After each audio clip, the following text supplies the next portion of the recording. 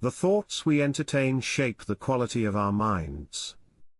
As the Stoic philosopher and Roman Emperor Marcus Aurelius wrote in Meditations, one of the most significant spiritual works in history, your soul takes on the color of your thoughts. Our minds are perhaps our greatest assets, sparking the creativity and ingenuity behind nearly all human achievements. They enable us to think, feel, perceive, and judge, wielding the power of imagination, language, and consciousness. However, our minds can also become our greatest enemies, a battleground where fierce internal conflicts unfold. So how can we safeguard ourselves from getting caught in this crossfire? According to Aurelius, the key lies in perception, how we choose to interpret the events that happen to us. It's essential to recognize that external factors are not the root of our unhappiness. Instead, it's our assessment of those factors that creates our distress. External things are not the problem, it's your assessment of them, Aurelius asserts, emphasizing that we can change this assessment at will. If the source of your unhappiness stems from your own character, ask yourself, who is stopping you from addressing it? If you feel you should be taking action on something but aren't, why not simply act? If you encounter insurmountable obstacles, recognize that the cause of your inaction lies outside yourself. In that case, embrace the obstacles rather than allowing them to affect you negatively. Discard your misperceptions, and stop letting life control you like a puppet. Limit your focus to the present moment, understanding what happens to you and others. Analyze your experiences, breaking them down into their fundamental components and causes. Anticipate your final hours, and let other people's mistakes remain with them. Taking control of our perceptions is crucial. We have the power to redefine our experiences. At every moment, we have the option to accept events with humility. Treat others with the respect they deserve. Approach our thoughts with care, ensuring nothing irrational slips in. When faced with adversity, reflect on whether the situation is imposed by nature. If it is, accept it gracefully and stop resisting. If it's not, discern what your own nature requires and pursue that path, even if it brings you no external glory. Remember, none of us is forbidden from seeking our own good. Aurelius advises against allowing your imagination to be crushed by life's enormity. Avoid picturing every possible bad outcome, instead, stick with the situation at hand. Ask yourself why it feels so unbearable or why you think you cannot endure it. You might find your answer embarrassing. Remind yourself that the past and future have no power over you, only the present exists, and even that can be minimized. Define its limits, and if your mind insists that it cannot cope, challenge that belief. To live a good life, we must learn to be indifferent to what ultimately makes no difference. We can cultivate this mindset by examining everything, both its parts and the whole, understanding that none of these elements can dictate how we perceive them. They do not impose themselves upon us, instead, they hover before us as potential judgments. We generate these judgments ourselves, and we have the option to leave the page blank. If a negative thought slips through, we can erase it. By liberating our minds from the judgments of others, our own past actions, the fears of what may come, and the chaos that surrounds us, we can achieve clarity.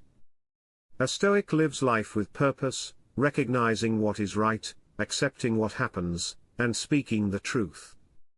In contrast, those who are not Stoics often become upset over things they cannot control, the weather, politics, or the opinions of others. They waste precious time and mental energy fretting over these factors. A Stoic understands the folly in this and categorizes events into two buckets: what they can control and what they cannot. This perspective empowers them to focus their energy on the former, leading to a more peaceful and fulfilling existence. Stoics act on what they can control and accept what they cannot. In contrast, Those who don't practice Stoicism often find themselves surprised, especially by the behavior of others. You might hear them exclaim, "I can't believe they did that." But a Stoic prepares for the inevitability of bad behavior in others, recognizing that it is a natural part of human existence. People misbehave frequently, and Stoics understand this reality. They never allow themselves to become upset over what occurs regularly and predictably. When things go wrong, non-Stoics often panic. They are caught off guard when situations deviate from their plans, leaving them confused and unsure of how to respond to unforeseen circumstances. In contrast, a Stoic remains calm when things go sideways.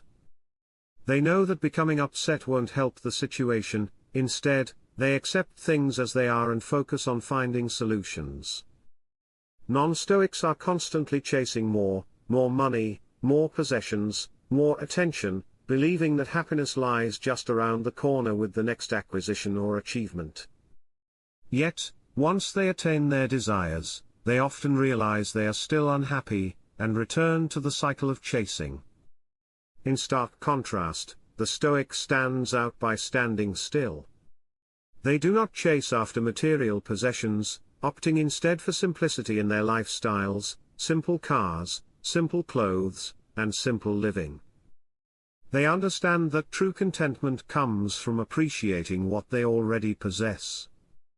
Those who do not practice Stoicism frequently find themselves dissatisfied with their current situations.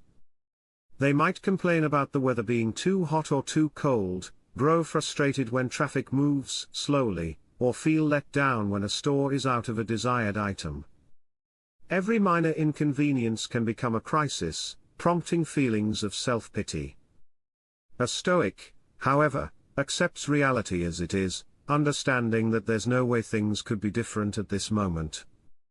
Why get upset over the weather or traffic? They focus on how to influence the future while accepting the present as it stands. In conversations, most people tend to talk more than they listen, often interrupting or dominating discussions. They anxiously await their turn to speak, missing valuable insights from their conversation partners. Stoics, on the other hand, engage differently. They are the quiet ones who listen intently, allowing others the space to express themselves. Stoics recognize that they can only learn by listening. Speaking often leads to missed opportunities for growth.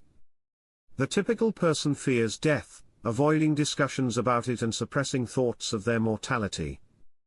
The specter of death looms over them, leading to anxiety and denial. In contrast, Stoics reflect on their mortality, taking time to contemplate the fact that they will eventually die. While this reflection may sound depressing, it is, in fact, inspiring. For Stoics, contemplating death enhances their appreciation for life. By acknowledging its impermanence, they find greater meaning in each moment.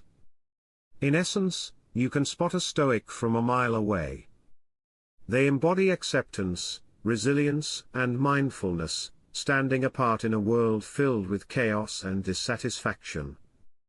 They know how to live fully in the present, learning from others and valuing each day as a gift.